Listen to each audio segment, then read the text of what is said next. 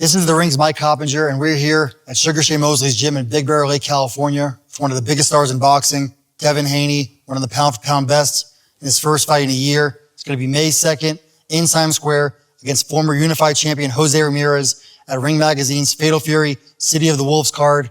Devin, thanks for being with us. We just watched you spar 6 hard rounds. You're looking super sharp, of course. And again, this is going to be what, your longest layoff, right? Yeah, no, I mean, thank you for coming out here to see me train and everything.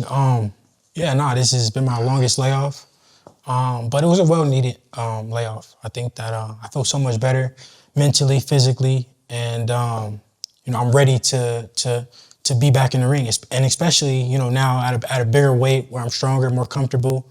Everything is aligning for me.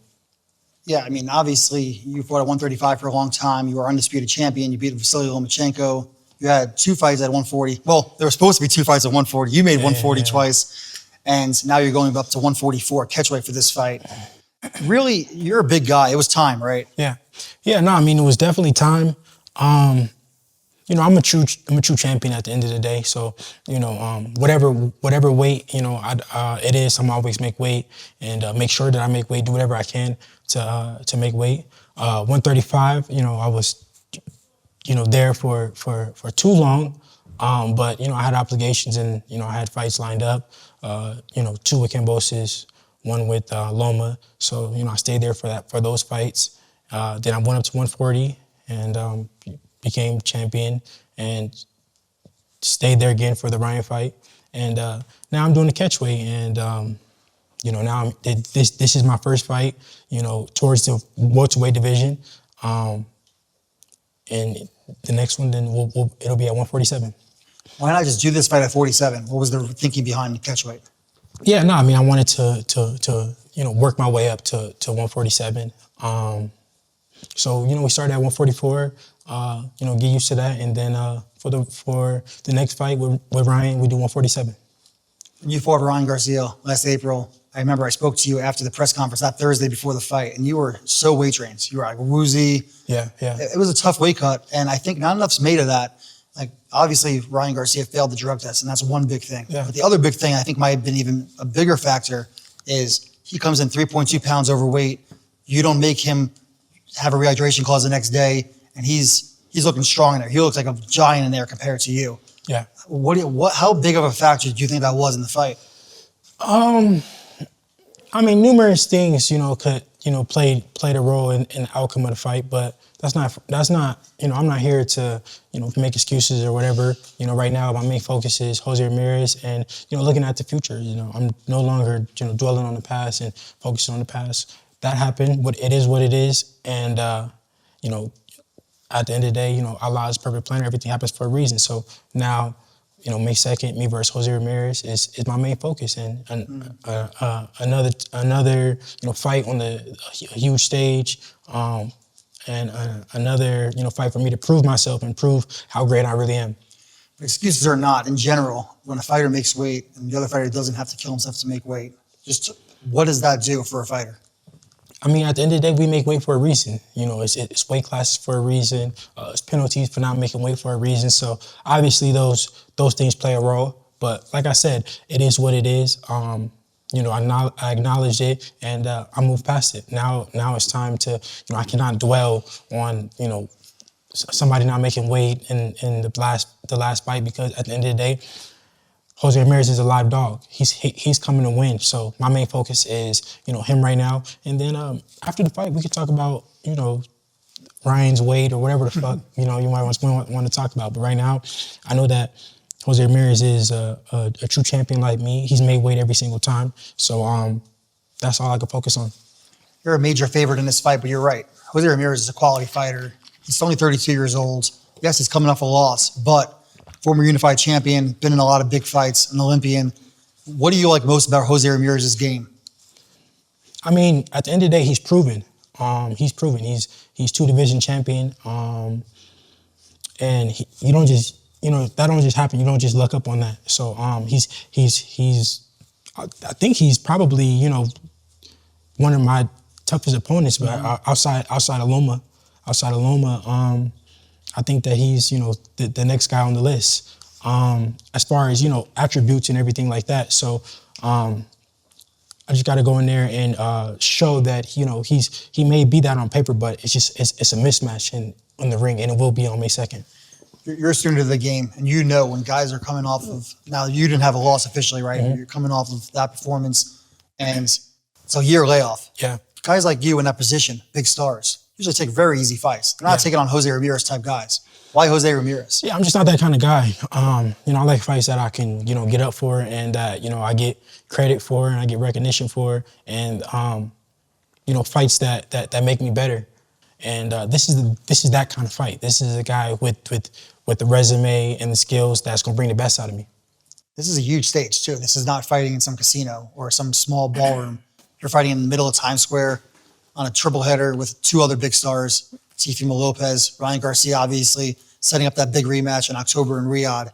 How exciting is it to try to compare and compete against not just Jose Ramirez, but two other big stars around your weight class? Yeah, I'm going in there to be the best Devin Haney that I can be. I know everybody's going to bring their A game.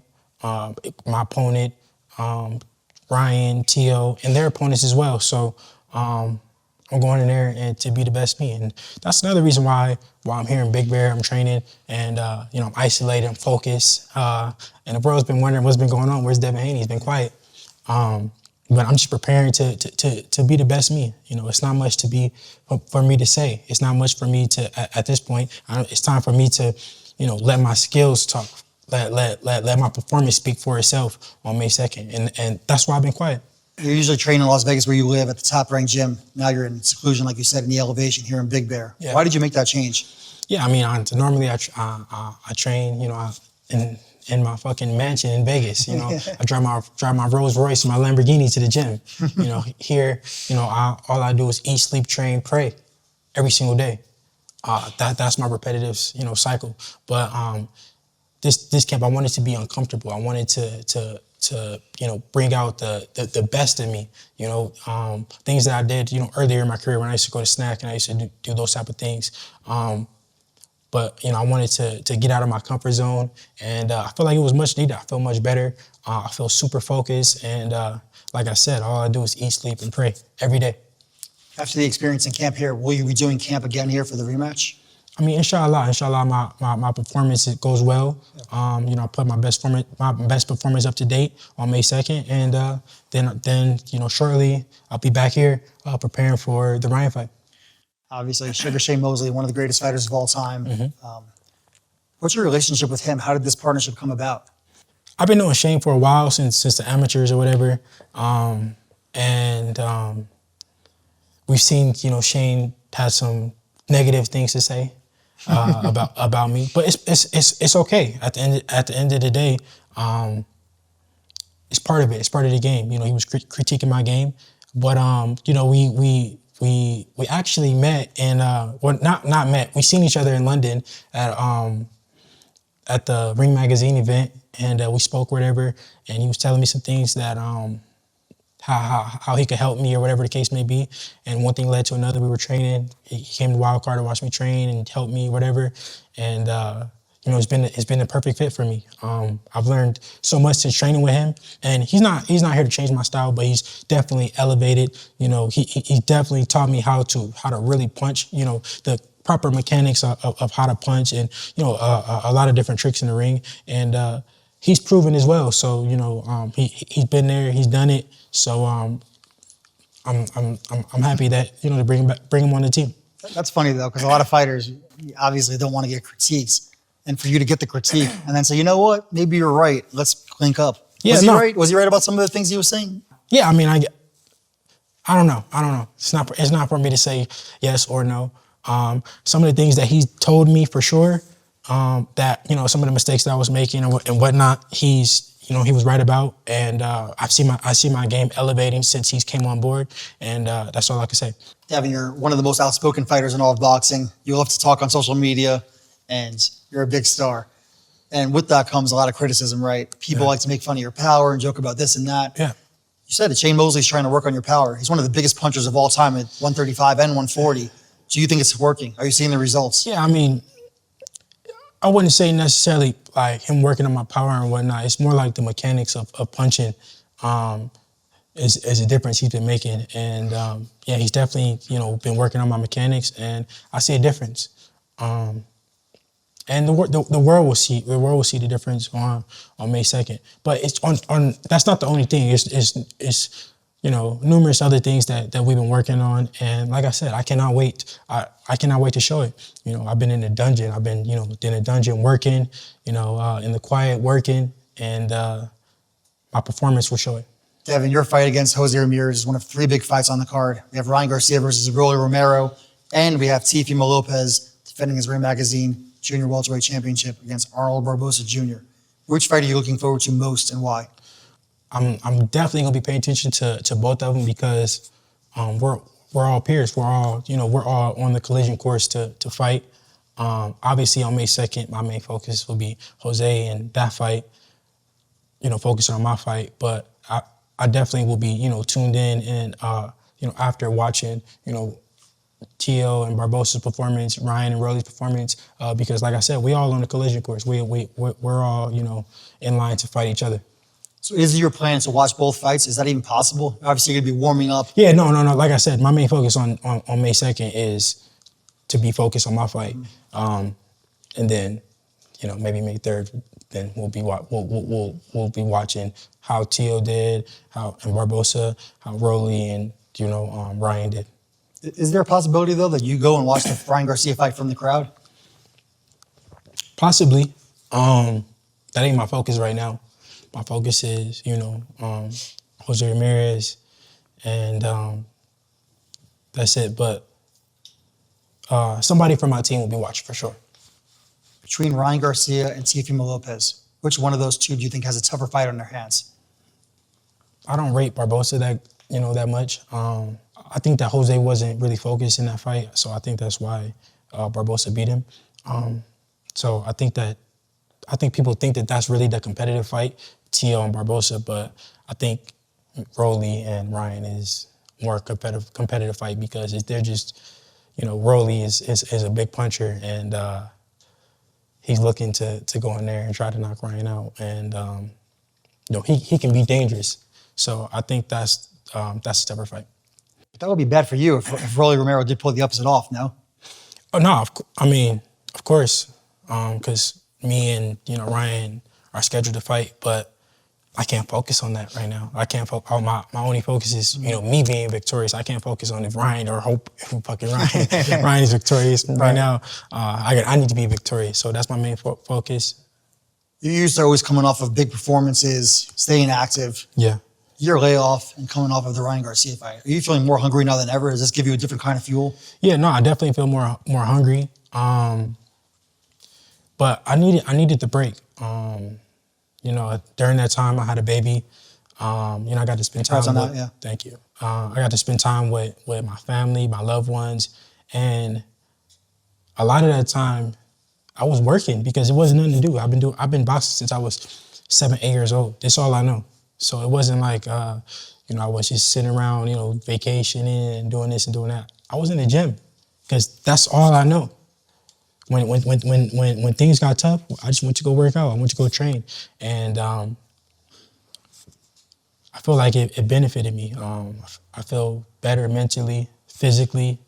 Like I said, I feel like I needed that break. I've been on, I've been busy since I would say COVID, just before that. But before that, when COVID hit, that was my longest break. But before that, I've been so busy. So it was my first break. Probably would never take this longer break ever again in my career. I enjoyed it, but I'm happy to be back under those bright lights. I'm excited to be back in that square circle. Not just busy, but an incredible stretch of fights. Yeah. Zora Abdullayev, I think you knocked out in the 4th rounds. Yeah. He's a tough fighter, and I think that was a really underrated win. And then you go on and you fight George Kambosos, defeat him twice in Australia. Mm-hmm. Obviously, your best win, you beat Vasily Lomachenko, a future Hall of Famer. Regis Prograis, you shut him out. You almost stopped him. That's a lot, too, though, where you're not able to rest, right? It's not like you're taking easy fights or you take it easy in camp. Yeah. Like I said, that's the type of fighter that I am. And that was my first stretch. I'm at the second stretch of my career where, I'm keeping my foot on the gas, and I want to fight these next years. I want to fight the best fighters. All these top guys, bring them on, because after this, I'm gonna be done. So I want to fight the best fighters in the world, line them up one by one by one by one. I'm gonna knock them off, and then I'm done. So What does that mean? You want to retire at what age?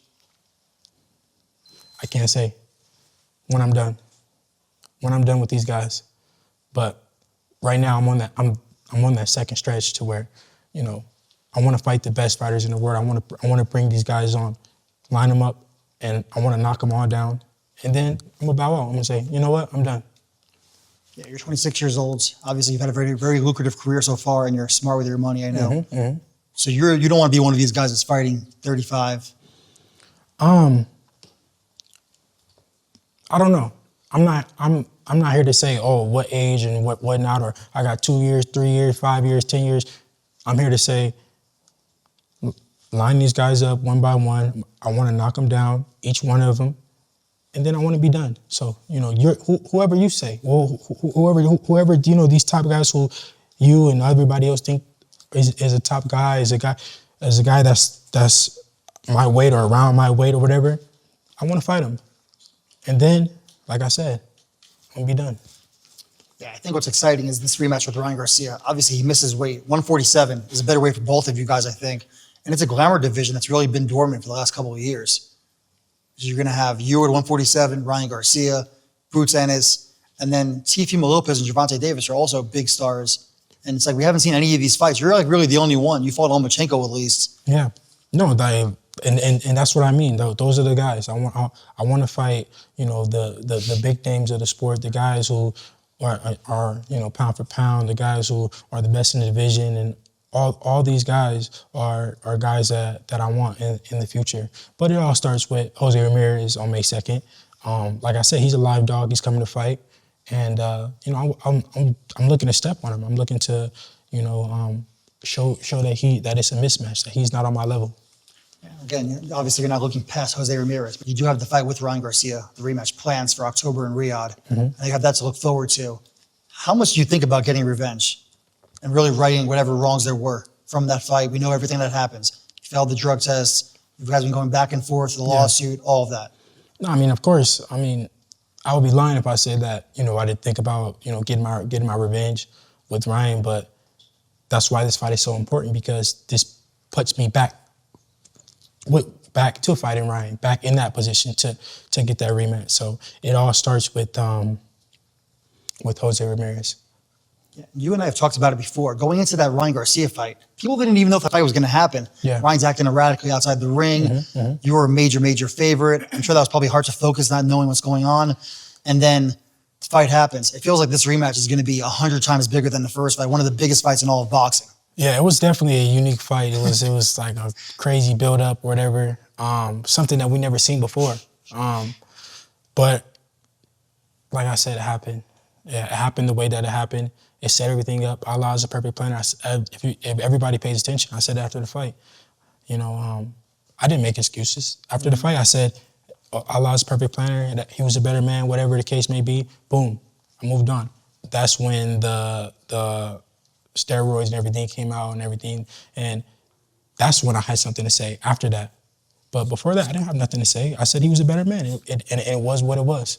Not only that, but you got knocked down 3 times. You got up every time, obviously. You were fighting hard in there, and you were winning really all the rounds, but you weren't dropped. Yes. No, you never know what a fighter is made of until, they're put in that position. I showed that, I got the grit, and, I'm willing to get up off the canvas and still fight hard. I showed that, but I don't think I ever want to go through. I don't think I ever want to go through that again. To prove myself. I proved it, and now we move on. Now we putting guys on the canvas. Are you putting guys on the canvas and sparring? No, you can't name any names. We'll see. May 2nd. I look to put Jose Ramirez on the canvas. That's my main focus. What we do in the gym, it don't matter at the end of the day because it's all about what you do on fight night. And I know Jose Ramirez is gonna bring his A game. I'm gonna bring my A game, and the best man gonna win, and that's gonna be me. And that's it. It is what it is. That would be a big statement. Jose Ramirez was dropped twice against Josh Taylor, but he was never close to being stopped. And we saw that you had the power against Prograis. I thought you were close to stopping Prograis in that fight, weren't you? Yeah. No, I definitely was. Jose Ramirez showed great in that fight as well. He got up off the canvas and still won rounds after that, and still was in the fight. So it makes for a great fight. It makes for a fire fight. I think that Jose Ramirez is a better version than what we've seen in his last few fights. I think that he's getting up for this fight. He told me that himself. So he's getting up. I'm getting up for this fight. He's focused. I'm focused. It makes for a great fight, a great night of boxing. And like you said, when you fought Ryan Garcia, you didn't make any excuses after it was officially ruled as a loss. Yeah. And then you find out about the drug test. What was your first reaction when you find out? Man, I mean, I didn't know what to think. But I don't know. I just don't want to speak too much on that because I'm past it. It is what it is. Whatever happened, happened. It's nothing for me to really talk about. Right now, it's all about beating Jose Ramirez. Then we could talk about the Ryan Garcia fight. We could talk about whatever about Ryan Garcia. But right now, he's focused on Rolly as he should be. I'm focused on Jose Ramirez as I should be, and we'll get to him. But tell us this one thing, just this one thing, right? You're going to be around him all in fight week. How personal is it between the two of you? Do you hate him? Is it bad blood? My main focus right now is Jose Ramirez. So on fight week, fight night, whatever the case, I ain't going to be looking at nobody and thinking about nobody but Jose Ramirez. After, May 3rd, things will change. But, up to May 2nd, and on May 2nd, my main focus is Jose. All right, so May 2nd in Times Square, we're going to find out your comeback against Jose Ramirez. What's your prediction? May 2nd, I'm come back. I'm going to be better version of what I was before.